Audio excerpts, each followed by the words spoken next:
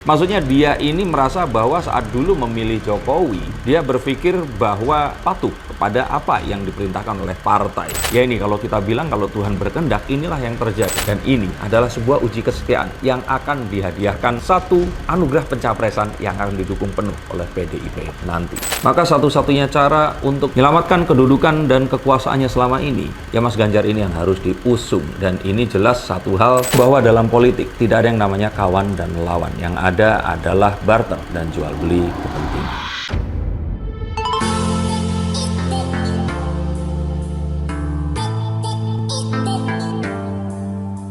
Halo, saya Sikers, kembali berjumpa bersama saya, Denny Darko. Tidak ada yang namanya misteri, yang ada adalah tanda-tanda yang kita semua coba untuk mengerti. Ibu Megawati, seperti disampaikan oleh Pak Hasto Kristianto, ini mengatakan bahwa dia tidak akan memilih capres yang hanya pencitraan. Modalnya ganteng, memiliki gelar yang panjang, tetapi dia lebih memilih capres yang memiliki ideologi. Seakan ini adalah sebuah jawaban seorang Megawati Soekarno Putri kepada gejala-gejala politik yang sekarang ini muncul, terutama yang didominasi oleh pilihan para millennials dan Gen Z, yang memang mereka ini lebih menyukai orang-orang yang populer di media sosial. Dan benarkah duet Ganjar dan Mahfud MD adalah jawabannya? Yuk kita akan coba lihat menggunakan kartu-kartu saya. Saya kira Bu Mega ini sebenarnya ya mungkin kita bilang sedikit keki dengan keputusannya dulu. Keki kalau sama keputusan bisa nggak ya?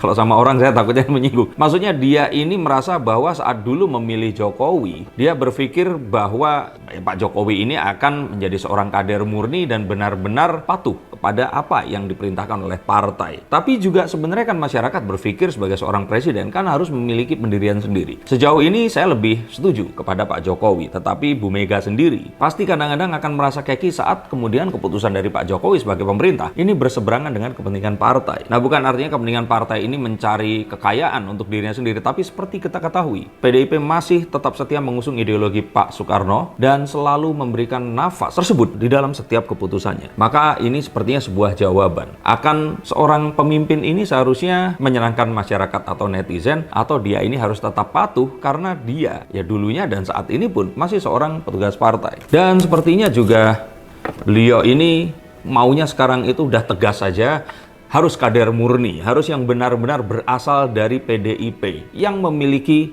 ideologi. Nah, jadi mungkin nggak akan memilih yang PDIP-nya ini nggak 100% seperti itu. Dan kita tahu kan Pak Jokowi ini dulu pernah juga bergabung dalam Partai Merdeka. Jadi usung-mengusung ini sepertinya sesuatu yang akan ditinggalkan oleh Bu Mega, dan kali ini dia akan menunjukkan bahwa dia akan mengusung capres yang berasal dari partai dan memiliki ideologi yang kuat.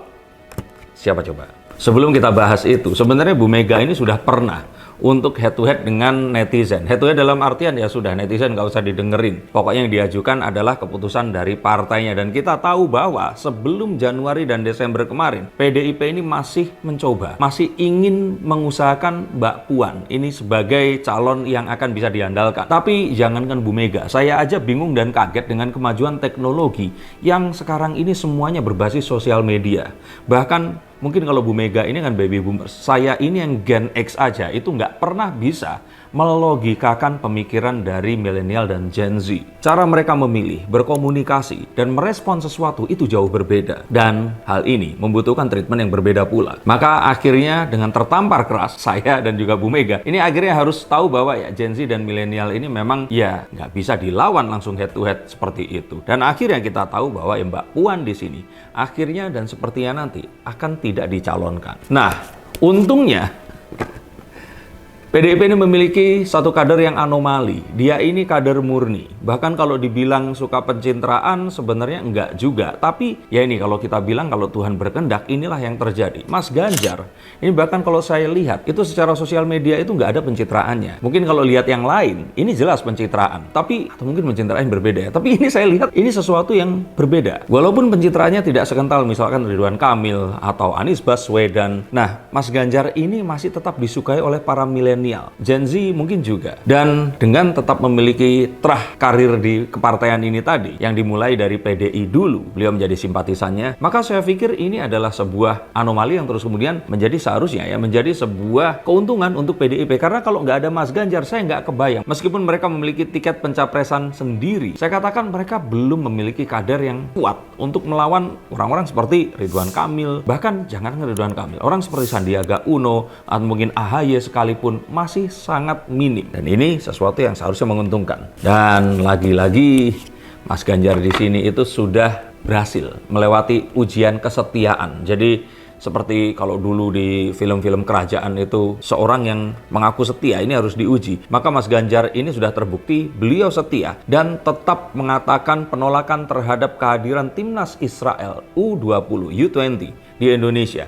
Dan walaupun itu mengakibatkan Indonesia, ya itu yang dipercaya oleh masyarakat ya, akhirnya tidak menjadi tuan rumah, tetapi dia akhirnya tetap pada pendiriannya. Bahkan saat diinterview oleh Najwa Shihab, dia mengatakan akan mengulangi hal itu sekali lagi jika hal itu terjadi kepadanya. Dan ini adalah sebuah uji kesetiaan yang akan dihadiahkan satu anugerah pencapresan yang akan didukung penuh oleh PDIP nanti. Coba kita akan lihat kartu saya betul atau betul. Lagi pula jika nggak memajukan Mas Ganjar, maka PDIP ini ditakutkan nggak akan bisa hat-trick nantinya. Maka akan kehilangan hegemoninya, pengaruhnya selama ini. Apalagi jika ternyata nanti yang menjadi presiden bukan berasal dari PDIP. Maka satu-satunya cara untuk menyelamatkan kedudukan dan kekuasaannya selama ini, ya Mas Ganjar ini yang harus diusung. Dan ini jelas satu hal yang akan menjadi pembeda dibandingkan misalkan Anies Baswedan yang dia tidak memiliki partai dan terus kemudian diusung karena popularitasnya. Kalau Pak Prabowo itu beda cerita. Dan ini adalah jawaban untuk ikut berpesta bersama milenial dan Gen Z, tidak melawan mereka, riding the wave, tapi tetap tujuannya tercapai. Yang akan jadi presiden ini tetap petugas partai, tapi tetap meminimalis hal-hal yang tidak diinginkan yang pernah terjadi dengan Jokowi sebelumnya. Ganjar ini terbukti menjadi good boy, dan itu akan terus mereka kira akan bisa terjadi. Tapi kita belum tahu. Dulu pun saya pikir mungkin Pak Jokowi akan tetap menjadi good boy jika tidak ada Pak Luhut Binsar Panjaitan. Tapi apapun itu tetap apresiasi karena Pak Jokowi tetap mengutamakan kepentingan bangsa di atas apapun. Bahkan jika perlu harus bertentangan dengan partai di mana dia berasal dan dengan orang yang jelas-jelas mengusungnya selama ini. Apalagi kemarin Pak Mahfud itu juga akhirnya selama ini mulai sering dan mulai menjadi Indonesia sweetheart dalam waktu kurang dari 2 bulan. Beliau juga sepertinya akan diusung juga. Dan orang-orang seperti diingatkan tentang kapabilitas Pak Mahfud yang memang pernah hampir diangkat menjadi wakil presiden. Jika memang ternyata sesuatu itu untuk dia, maka tinggal menunggu waktu akan datang. Maka sebenarnya Pak Mahfud ini sangat mungkin akan diusung bersama dengan Mas Ganjar. Dan sebenarnya tinggal satu. Kalau Mas Ganjar kemarin diuji, maka saya pikir Pak Mahfud pun akan seperti itu. Maka ujiannya, jika ternyata lulus, mungkin Pak Mahfud akan segera dideklarasikan dan diangkat menjadi cawapres dari Ganjar Pranowo. Apakah ujiannya? Apakah saat kemarin ditawarkan oleh PKS untuk menjadi cawapresnya Anies beliau menolak atau hal yang lainnya? Tapi kita akan lihat sepak terjang Pak Mahfud beberapa bulan ke depan. Dan kita akan tahu ternyata kemarin kalau Pak Jokowi punya Erick Thohir yang selalu di breeding untuk bisa mendapatkan atensi dan juga elektabilitas dari masyarakat dan calon pemilih, maka Pak Mahfud juga sepertinya akan mulai muncul nantinya. Dan kita akan lihat satu pertarungan yang sangat luar biasa. Maka menurut kalian seperti apa? Apakah apa yang saya lihat ini tadi juga kalian lihat? Mari kita kesampingkan hal-hal yang bersifat kebaikan lawan keburukan dan sebagainya. Karena kita harus tahu bahwa dalam politik itu semua tentang bagaimana mengatur kekuasaan untuk kita bisa mewujudkan ide yang kita miliki demi kepentingan bangsa dan negara di atas segalanya. Jadi yang masih berpikir bahwa perubahan ini harus dilakukan untuk menumbangkan rezim yang keji, maka saya sarankan coba untuk melihat lebih luas lagi, bermain lebih jauh lagi, untuk tahu bahwa dalam politik tidak ada yang namanya kawan dan lawan. Yang ada adalah barter dan jual beli kepentingan. Terima kasih, sampai jumpa dan salam.